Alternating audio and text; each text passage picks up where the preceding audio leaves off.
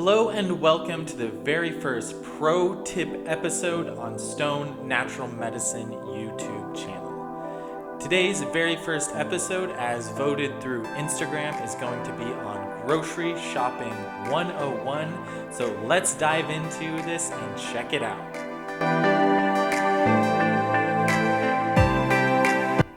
So, in order to start this Grocery Shopping 101, I wanted to teach people some very helpful and useful tools in order to use when you are at the grocery store.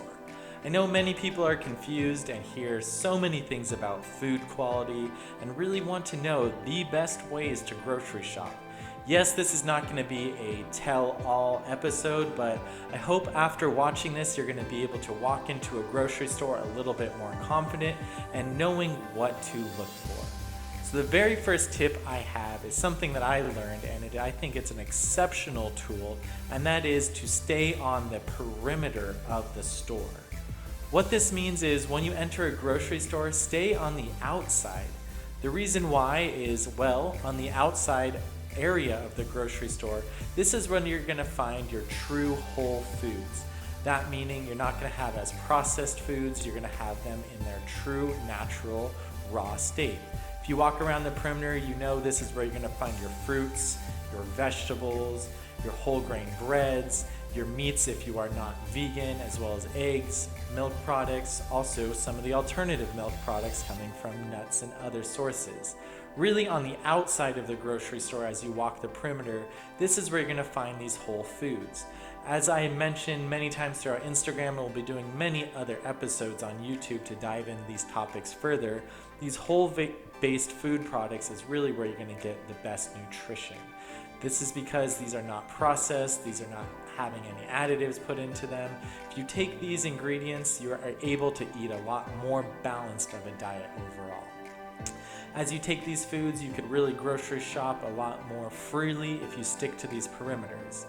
Then when we look at the middle aisles of the grocery store, really this is where we're going to find foods that are of lesser quality. This typically is your snacks, your chips, your cereals. A lot of these products here are going to be highly processed, going to have many additives, going to be high in different sugars such as high fructose corn syrup, as well as just have ingredients that we typically don't like to have in our foods. So by eliminating these middle aisles, you're going to be staying away from these highly adulterated and processed foods that have many of our health concerns within them. So first, overall, I'm going to say is stick to the perimeter of the grocery store, and this is going to help set you up for success. The second piece that I'm going to dive into is an acronym that I like to stick to, and that is SOIL. SOIL.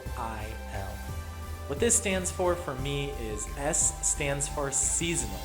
The reason why we want to stick to seasonal products is because this is going to be bringing in food to the grocery store that's going to be highest in nutrient value. If we're picking foods at their highest peak seasonally, this is going to ensure that they're going to have the highest nutrient load as well. That being said, many foods that are not in season, they're typically picked at a time that they're not actually ripe yet and often have to go through processes such as being added to gases to actually ripen them further. With that being said, they really do not have the nutrient load that they typically would want as well as we want. So by getting foods that are in season, we're going to make sure that they are actually picked at a time that they are ready to go and going to have the most nutrients being micronutrients, macronutrients, minerals, everything that we're really trying to acquire through our food. Next, we look at the O. For me, the O here stands for organic. The reason why I always want to make sure all of my food is organic. I'm going to do another episode later on my pro tips about what organic really means, but just to kind of give you a basic understanding, organic is going to have a lot of processes that these food have to go through in order to be certified organic, meaning there are no pesticides, they have not been grown in any sewage, there are no growth hormones, as well as many other additives that we're not going to want in our food. By making sure we get our food with the label certified organic on it, we're going to help ensure that this food is of higher quality and what our body deserves. The very next letter in my SOIL, I. I stands for ingredients. This is something that is so important, and I know I'm going to do also a whole episode on how to look for ingredients, what to look for, what not to look for. But just to start, you want to make sure that you're reading the ingredients. The outside of packaging is very, very good at misleading a consumer. When you look at the outside of a box, it might be green, it might say healthy, it might say natural.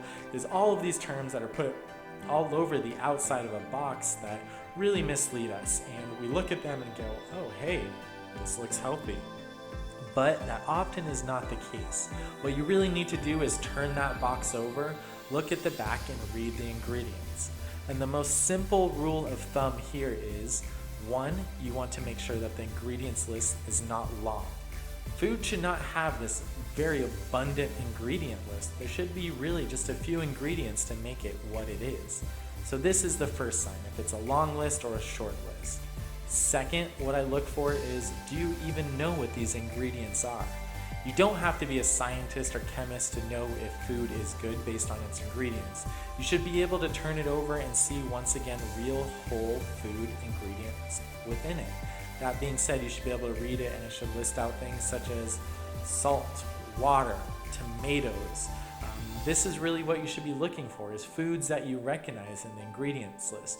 If there are some other ingredients in here that have some hugely scientific looking name, maybe this isn't for you, because honestly, if you can't pronounce it, if you can't read it, it's most likely not real food. So after ingredients, the very last section that I like to look out for is the L. And L for me stands for local.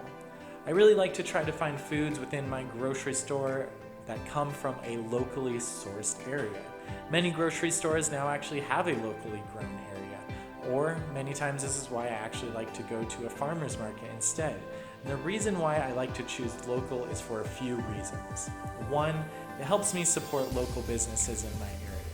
As a small business owner myself, I find this very valuable to give back to my local community and businesses nearby to help them out as well as these locally grown ingredients typically are going to be picked at its freshest time. This goes into the seasonality. These farmers typically are waiting to have their foods actually grow and be fully ripened in order to pick them and sell them at a local store. That being said, since they are local, they're able to pick them at this perfectly ripened time, bring them to a close by store because they're not having to ship them hundreds or thousands of miles away, and that gives us the most ripe and most nutritious foods at that time. Once again, also with this locally sourced foods, we're going to help decrease our carbon footprint.